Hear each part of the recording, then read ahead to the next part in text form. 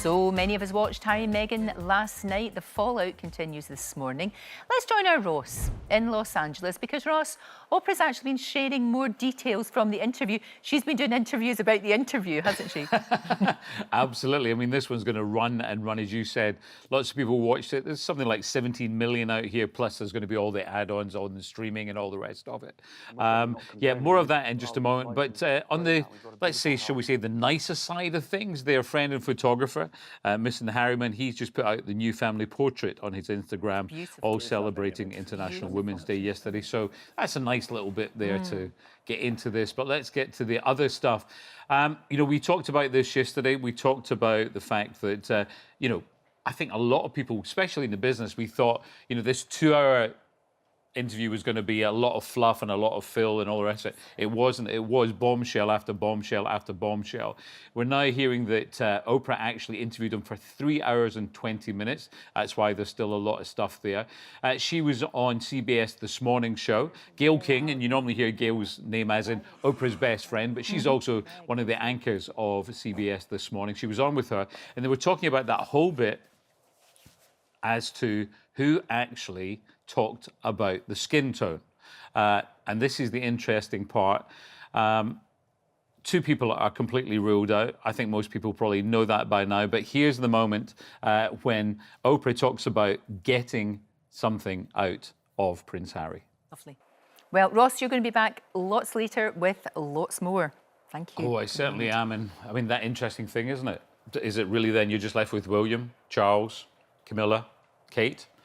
Talk about all that later. That's unfair. White House has come out and they've spoken as well. And guess what? The late night talk show host, Jimmy Kimmel and all, obviously having a bit of fun with things. So lighter stuff to come as well. See you later. Ross, thank you very much. Now, many of the papers this morning are asking how Buckingham Palace will respond. Palace in turmoil over Meghan's racism claims is the headline in the Times. The Mirror calls it the worst royal crisis in 85 years. Royal editor Russell Myers is right here. There has been a delay in responding. We were expecting the Palace to say something, but so far, no. So far, no, and I can only think that that is a good thing for all involved, really, because you look at we spoke about it yesterday, a lot more people are talking about it today because millions will have watched overnight on ITV. Now, the issues are here that the Palace needs to take their time to respond to these absolutely bombshell allegations, racism, the fact that Meghan was essentially thrown to the wolves, told to get on with her feelings of mental health. She was suicidal while pregnant. Now, my understanding is that there were one or maybe more statements prepared yesterday by Buckingham Palace, but the Queen told her aides to hold off. She needs to have a measured response to this, and I think that can only be a good thing. Yeah, they need to say something. They do, yeah. They do need to say something. Interesting there what Ross was saying and what Oprah revealed when she was talking about the interview, that they made it very clear. I think Harry was at pains to say it wasn't Philip, it wasn't his grandfather, his grandmother, Prince Philip or the Queen, who actually made those comments about Archie's skin colour, which of course means that everybody else is kind of under suspicion. I kind of think they're going to have to say who it well, there are millions of people wondering who is the royal racist and now. What they said and what they said. Now, regardless of whether this was you know, a conversation that that person may say, well, it was just I was clumsy. These two people were deeply offended about it. Absolutely. So much so, they have told the world and essentially let off a whodunit. Yeah. That may not be fair to the people who aren't responsible for those comments, but I don't think Buckingham Palace will respond to those exact comments. Right. I think perhaps we may see an inquiry into Meghan's claims that she wasn't allowed to report her mental health issues, like they did last week with the bullying allegations surrounding Meghan. But these are very, very serious things, and it's not just an internal problem for the family now. People are wondering if this was someone in line to the throne, should they now step aside? Because do we want a potential racist taking over the throne in this country? You're right, you're absolutely right in what you say, but we don't know who it was. We don't know the context, we don't exactly know what was said. It was interesting, Thomas Markle was on GMB earlier on, and he said, and he's obviously got experience of that, he said it was a dumb remark. He also said something else, which I can't repeat, and they had to apologise for, but he said it was a really dumb remark. And I hope that it was only stupidity. Well, again, You know, however, if it doesn't excuse it. But if it isn't, we've got some really serious problems. And again, I just point you back to Harry and Meghan were so incensed, so upset about this, that they have told the world about it, and now we're all talking about it. So, I mean, you brought up the thing about mental health, and it is a worry that she felt, no matter what the reality, because you'll get one side saying, oh no, there was help available, whatever. The fact is, she felt she couldn't get help. You know, she obviously got help from her husband and comfort from her husband, but she couldn't get help elsewhere. And that's a terrible indictment. Well, did she? Because, you know, Harry was saying that he was embarrassed. He felt awkward that he couldn't even... I mean, this is a mental health ambassador who has made great strides with William and Kate to bring it into the conversation, regardless of what the truth is. We have to take Meghan at her word. She said that this was her experience. Sure. She wasn't allowed to report it. The palace wanted to sweep it under the table and told her to get on with it. These are very, very damaging claims, I'm afraid. No, they absolutely are. Do you not think, though, it struck me when I was watching it that the two of them, I mean, when you see them working together, and we saw lots of images of her, you know, in Africa and on the tour of Australia and all of that, and how well they did. You know, they did brilliantly. But are they not in an institution where, if you come home, I mean, I'm sure she would quite expect people to go, well done. Yeah. That was great, well done. And nobody did that. And that would have helped, surely, yes. if people would have said, do you know what, you did really well then. Instead, what we are kind of told was that they got huffy. Well, there was a claim in one of the papers today that Meghan was told if you could just be 50% less of yourself. And who on earth would want to be told that? So other members of the family were. There might be some envy in there. We don't know. We certainly saw it with Diana and Charles when she did that really successful tour of Australia. Of course, do you remember? Yeah. And maybe we're seeing that and you just think, have you not learned anything? Well, and Harry was referencing that as well by being in Australia, and I was there. It was, you know, an unmitigating success. It was huge they were success. fantastic. They were brilliant. That's when everybody said, this is great. And that's why everyone is so regretful that this actually happened. Now, look, I have to ask you about something. Yes. What are all these holiday parties I that all of you royal correspondents I don't kiss and tell.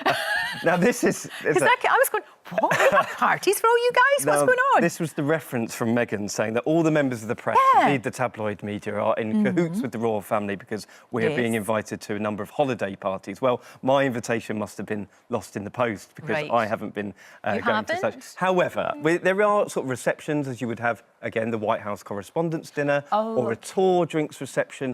But there's no sort of wild, you know, parties where we're doing shady deals in the corner. But what really struck me, Russell, and you can clear this up, is I feel it weird that the way Harry was talking, it was like the royals, and when he says the royals, he is talking about his dad and his stepmom and his grandparents and his aunties and his uncles and cousins are all terrified of the tabloids. Do you wield this enormous power that one of the most, you know, one of the richest, most successful, most famous family are terrified of you guys? I think it's a convenient narrative to post, and I think that Harry has had his problems with the media for many, many years, well documented by both himself and other people around him. I think there is a mutual understanding between newspapers and the royal family. You know, they are taxpayer funded. We have a duty to our readers and the British public to be able to tell stories without fear or favour. And sometimes they are favourable when we go and we report their charity endeavours, and sometimes they're not. And Harry didn't like that, unfortunately. I think the best thing would have been to do was to step away, as they said they wanted to do, to try and live their life in as much privacy as they wanted to, and not do things like this. I think that this is a nuclear I've said all along, I don't option. understand why they did it. Yes. I really, and I genuinely still don't, because wow, you know, and we're going to be talking about this for a long, long time. At the end of the day, it's families falling apart. And as we saw with Thomas Markle, who, as you pointed out, and it was the first thing that struck me, looked incredibly frail, incredibly on edge and incredibly nervous, and again said he just wants to see his daughter and his grandchild. He's never met Harry, and he's 70 miles down the road. Well, I can't imagine there is any chance of that happening, and I can't imagine there's any chance of these two coming back into the fold. I mean, the questions are being asked whether Harry will even come back for the July the 1st unveiling of the Diana statue. How on earth can he stand next to William and Kate now that they've just let off a load of of bombs all Well, over it the depends. I place. think it depends very much on what happens in the next days and weeks to come,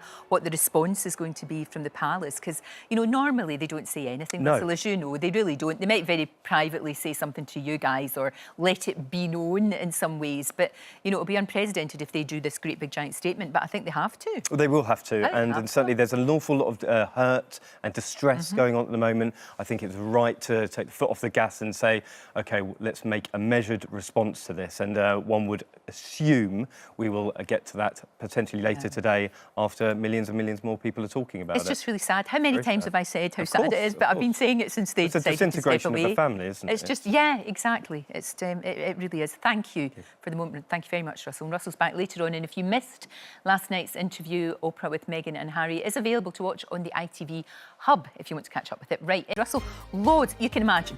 So many messages we've got. Joanna says, this is a really interesting one. She says, you don't have to keep people in your life if they aren't good for your mental health. Meghan hasn't cut Harry off from his family. He's a grown man, made the decision himself. People have to stop saying that he's been dragged along. And then Carol says, every time Meghan speaks, she makes it harder for Harry to build bridges. So we've got, you know, really, there's nobody in the middle here. It seems to be everybody's throwing There is rocks at one nobody in the another. It's middle. where do we go from here, though? I think we will see a statement. We have to see a statement from Buckingham Palace. They've got to come out, not necessarily fighting, but I think they need to try and build bridges with these two because they feel very, very much on the outside. I don't think we've heard the last of Harry and Meghan. Certainly, we've heard Oprah's got 3.5 hours worth of interview. We've only seen, what, an hour and 40 minutes, hour and 20 minutes at the moment, so there may be more clips. They may do another interview. They feel very, very safe at the moment in that safe space. So we haven't heard the last of it. I don't know. I just think as if that now they've said their piece. I mean, far be it from me to give them advice, but they've said their piece now, and maybe that's it. Well, we thought that with the ITV documentary last year, you know, of before. So it's. I know. It's what I've said from the very start, even before I saw it. I just said I don't think it's going to be good for anyone. It's not going to end well for anybody, really. It's just very incredibly sad. Very as we've sad. said. Russell, thank you. I'm sure we'll be talking to you lots more tomorrow. And don't forget, you can watch full episodes of Lorraine on the ITV hub and all the best clips, compilations and playlists right here on our channel. Just subscribe now and you'll never miss an upload. Click here to watch another video similar to this one, or click here to head to our channel's homepage to explore all of our exciting videos.